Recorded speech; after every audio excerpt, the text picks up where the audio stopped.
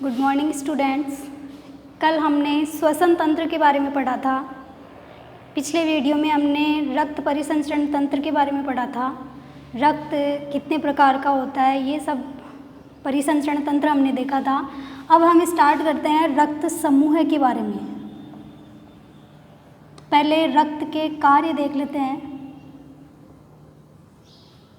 जैसे कल हमने देखा था कि भाई आरबीसी क्या होती है, उसके कार्य क्या होते हैं, उसकी संरचना कैसे होती है। श्वेत रक्त कोशिका है, उसकी संरचना कैसी होती है, उसके कार्य कैसे होते हैं। बिंबाणु है, प्लेटलेट्स हैं, उनकी संरचना कैसी होती है, उनके कार्य क्या होते हैं, ये हमने देख लिए थे। अब हम देखते हैं रक्त के कार्य। इंपॉर्टेंट क्वेश्चन है, एग्जाम में काफ़ी बार आया हुआ है ये। रक्त का कार्य सबसे पहले तो हम याद करने के अकॉर्डिंग देखें तो आरबीसी, डब्ल्यूबीसी और बिंबाणु, इन तीनों के जो कार्य है वो लिख देते हैं। तो सबसे पहला कार्य हम आरबीसी का लेते हैं। तो आरबीसी का पहला कार्य होता है पोषक तत्वों का परिवहन करना। पोषक तत्वों का परिवहन करना। नंबर सेकंड, अपशिष्ट पदार्थों का परिवहन करना।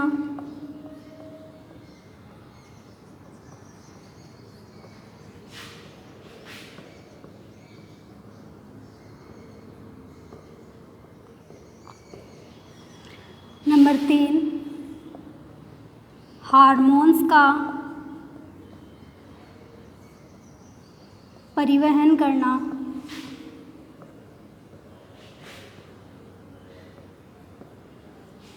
नंबर 4, ऑक्सीजन व कार्बन डाइऑक्साइड का परिवहन करना। हमारे शरीर में इनका परिवहन करने का काम किसका होता है? आपके रक्त का होता है। 5th नंबर पे आता है शरीर की बाहरी रोगाणुओं से व बीमारियों से सुरक्षा करना। नेक्स्ट, रक्त का थक्का बनाने में मदद करना। बिंबाणु का कार्य होता है, रक्त में ही उपस्थित होता है ये। तो रक्त का थक्का बनता है, वो भी रक्त में उपस्थित होता है बिंबाणु, उसकी वजह से होता है। नेक्स्ट, शरीर के तापमान को नियंत्रित करना।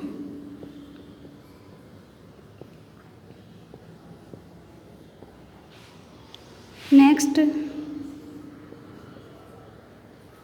शरीर के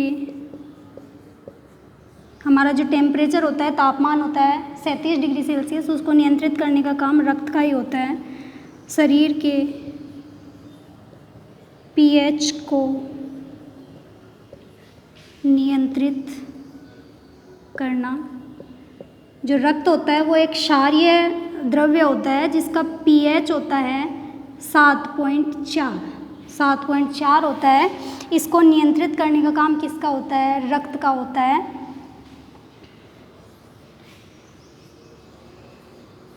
प्रतिरक्षी पदार्थों का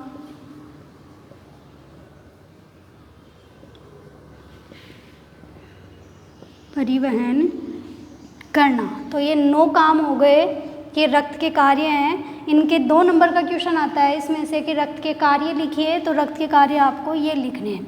रक्त टॉपिक पूरा हो गया है आपका। आगे चलते हैं हम। नेक्स्ट जो टॉपिक है वो है आपका रक्त समूह है या रक्त के प्रकार।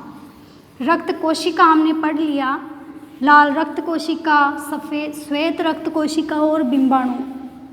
अब हम देखते हैं रक्त समूह है या रक्त के प्रकार। इसका दूसरा नाम है रक्त समूह है। रक्त समूह है, दो प्रकार के होते हैं। एक होता है प्रतिजन आधारित, प्रतिजन के आधार पर, और दूसरा होता है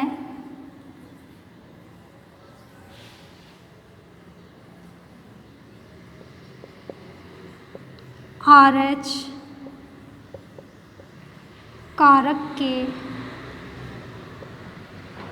आधार पर। प्रतिजन के आधार पर रक्त 4 प्रकार का होता है। नंबर फर्स्ट ए ग्रुप, ए समूह है। नंबर सेकंड बी समूह है।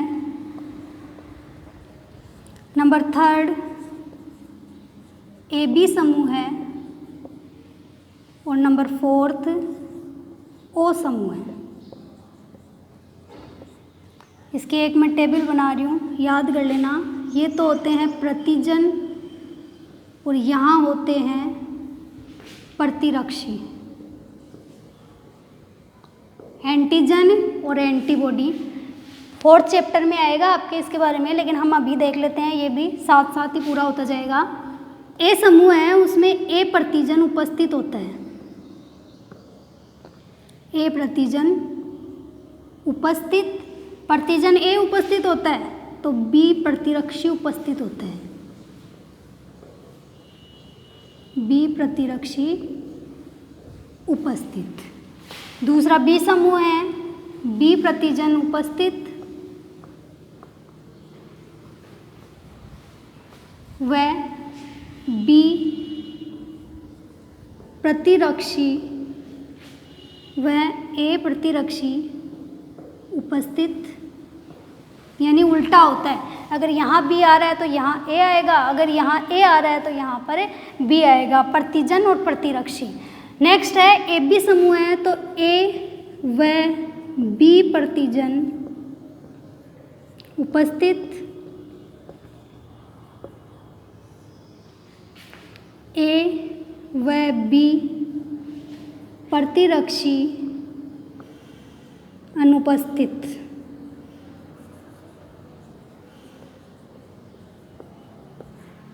उपस्थित होता है तो इसमें अनुपस्थित हो जाएगा, और इसमें ए व बी प्रतिजन अनुपस्थित, देन ए व बी प्रतिरक्षी उपस्थित। ये टेबल बना लेना और इसको याद भी करना है। ये ब्लड के रक्त के प्रकार हैं, 4 प्रकार होता है, ए बी और ओ, और इसको शॉर्ट में बोला जाता है ABO समूह। ये सबको मिला के क्या बोला जाता है? ABO समूह बोला जाता है। प्रतिजन के आधार पर पूरा हो गया। अब चलते हैं हम RH कारक के आधार पर। ब्लड है वो 2 प्रकार का होता है। एक होता है RH धनात्मक और दूसरा होता है RH ऋणात्मक। टोटल जितनी जनसंख्या है, कुल जनसंख्या में 85% जनसंख्या है उनमें RH धनात्मक रक्त पाया जाता है, और सिर्फ 15% जनसंख्या में RH ऋणात्मक रक्त पाया जाता है। RH ऋणात्मक रक्त ओनली 15% लोगों में ही पाया जाता है। इस वजह से इसको कौन सी श्रेणी में रखा गया है? दुर्लभ रक्त श्रेणी में रखा गया है। कई बार आप सुनते हो कि भाई इसमें तो रेयर ब्लड है, दुर्लभ ब्लड प्रेजेंट है। वो कौन सा होता है? RH ऋणात्मक ब्लड प्रेजेंट होता है। जब हम किसी के ब्लड चढ़ाते हैं तो ब्लड चढ़ाते वक्त सिर्फ एक ग्रुप समूह ही नहीं देखा जाता है, ये RH फैक्टर भी देखा जाता है। मान लो कोई A समूह वाला है, उसके A समूह का ब्लड चढ़ा रहे हैं, लेकिन वो है RH पॉजिटिव और उसके रक्त चढ़ा दिया RH नेगेटिव का, तो उसकी डेथ हो जाएगी, उसकी मृत्यु हो जाएगी। क्योंकि ये क्या करेगा? ब्लड क्लोटिंग कर देगा, जो रक्त है उसका थक्का जमा देगा, जिससे मनुष्य है उसकी मृत्यु हो जाती है। तो सिर्फ समूह का ही मिलान नहीं किया जाता है, जो RH ऋणात्मक RH कारक है उसका भी मिलान किया जाता है। अब इधर देखो, ए बी समूह है, उसमें ए व बी प्रतिजन उपस्थित होता है, लेकिन ए व बी प्रतिरक्षी अनुपस्थित होता है। इसका मतलब ये जो ए बी समूह है वो ए का ब्लड भी ले सकता है, बी का भी ले सकता है, ए बी का भी ले सकता है और ओ का ग्रुप भी ले सकता है। इस वजह से इसको बोला जाता है सार्वत्रिक ग्राही, सबका ले सक रहा है, इस वजह से इसको बोला जाता है सार्वत्रिक ग्राही। और ओ समूह है, उसमें ए व बी प्रतिरक्षी उपस्थित होते हैं। इसका मतलब ये सबको दे सकता है ब्लड, लेकिन ले केवल ओ का सकता है, न तो ये ए का ले सकता है, न बी का ले सकता है और न ही ए बी का ले सकता है। इस वजह से इसको बोला जाता है सार्वत्रिक दाता। ये सबसे ले सकता है ब्लड और ये सबको दे सकता है ब्लड, इस वजह से इनका नाम रखा गया है। ये आपका ब्लड ग्रुप कंप्लीट हो गया। आगे चलते हैं हम रक्त वाहिकाएं। नेक्स्ट आपका टॉपिक है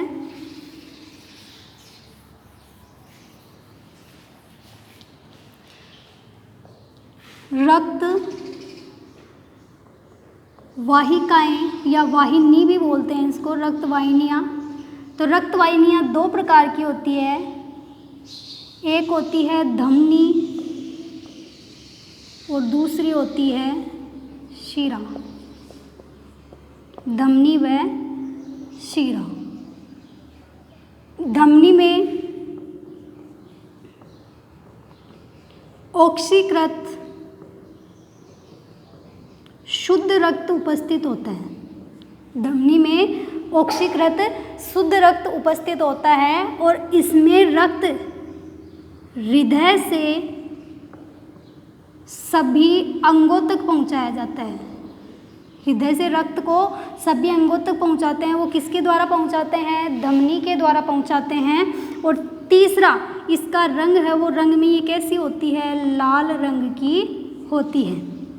शिरा की हम बात करें तो इसका उल्टा हो जाएगा, अनॉक्सीकृत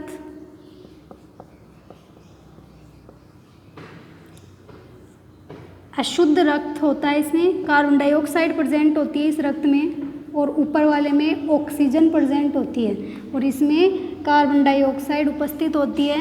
दूसरा, ये सभी अंगों से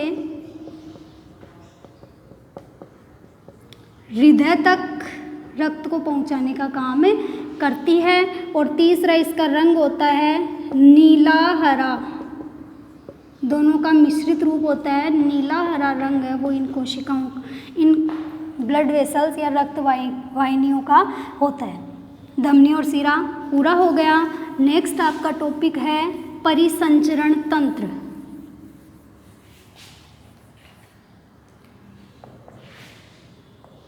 परिसंचरण तंत्र। परिसंचरण तंत्र दो प्रकार का होता है। नंबर पहला होता है खुला परिसंचरण तंत्र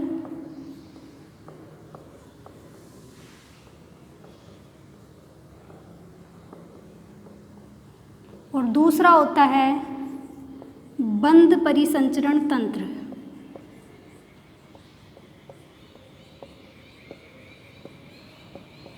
खुला परिसंचरण तंत्र और बंद परिसंचरण तंत्र। ये जो खुला परिसंचरण तंत्र है इसका दूसरा नाम इसको लसिका तंत्र भी बोला जाता है और ये जो है इसको बोला जाता है रक्त परिसंचरण तंत्र भी बोला जाता है।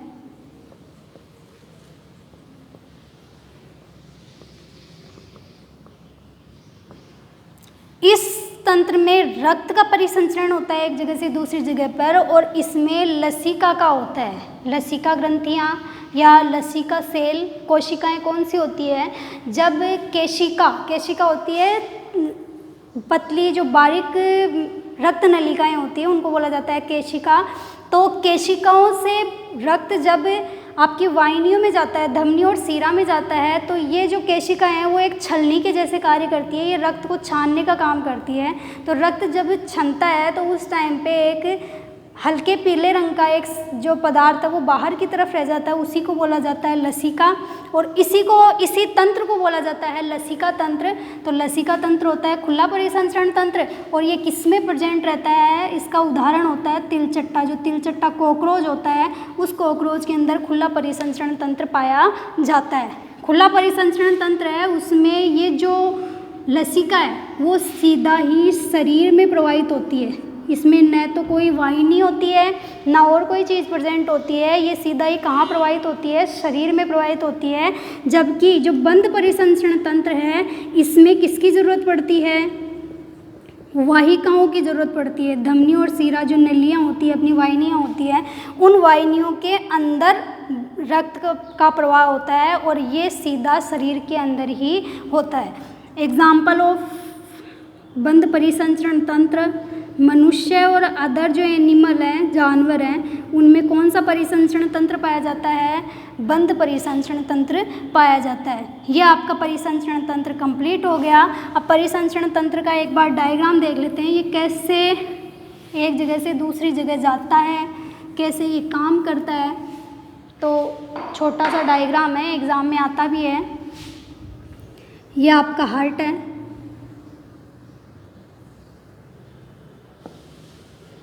यहाँ पर है लंग्स, फेफड़े, ये है हृदय, और यहाँ पर है शरीर। सबसे पहले शरीर से रक्त जाएगा, अशुद्ध रक्त किसके थ्रू जाता है, शुद्ध रक्त सीरा के थ्रू जाता है। तो सीरा के द्वारा हृदय में जाएगा, यहाँ से ये जाएगा कहाँ पर, फेफड़ों में। ठीक है, यहाँ पर फेफड़ों से क्या ली, ऑक्सीजन ली, और कार्बन डाइऑक्साइड से, ये जो रक्त है इसमें कार्बन डाइऑक्साइड उपस्थित है, उसको निकाल दिया जाता है बाहर।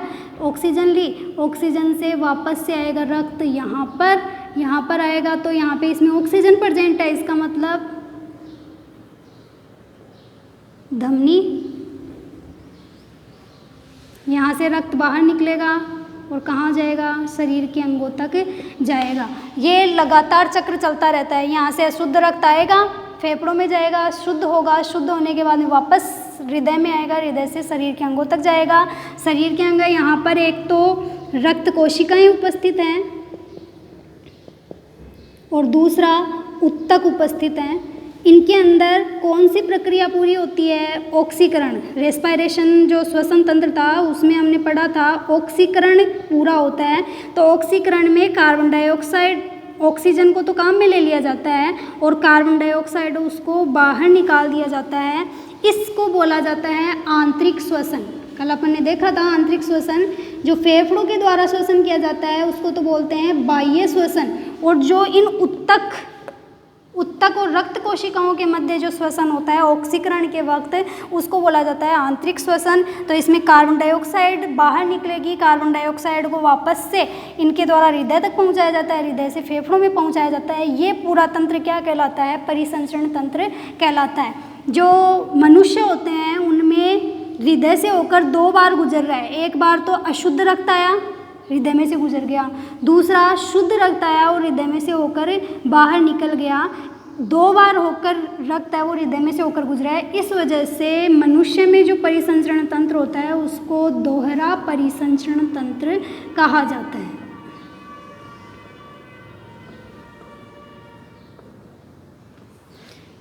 यह आपका परिसंचरण तंत्र पूरा हो गया है। इस डायग्राम को नोट कर लेना। मेन आपका इनके नाम आपको पता होने ज़रूरी है, और आज आपको जो पढ़ाया है उसके नोट्स आपको दे दिए जाएंगे, इनको अच्छे से याद कर लेना। कल हम जो टॉपिक स्टार्ट करेंगे वो है आपका हृदय। हृदय के बारे में शुरू करेंगे। तो हृदय में 4 कक्ष उपस्थित होते हैं, और इनमें कौन कौन से पर्दे उपस्थित होते हैं, कौन कौन सी वाहिनियाँ उपस्थित होती है, और इसकी कार्य प्रणाली क्या होती है, वो सब हम देखेंगे कल। आज जो आपको पढ़ाया है उसको सब आपको नोटबुक में नोट करना है, और इनके नोट्स आज आपको वीडियो अपलोड होगा तो कल इनके नोट्स आपको दे दिए जाएंगे। कल हृदय के बारे में हम पढ़ेंगे। Thank you.